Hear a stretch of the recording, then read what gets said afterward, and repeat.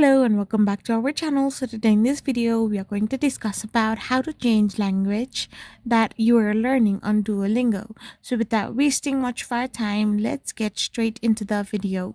If you want to change your learning language on Duolingo, all you gotta do is simply go to your Duolingo. Now you can see that there is a flag icon on your screen. Simply tap on it and now you can simply tap on course.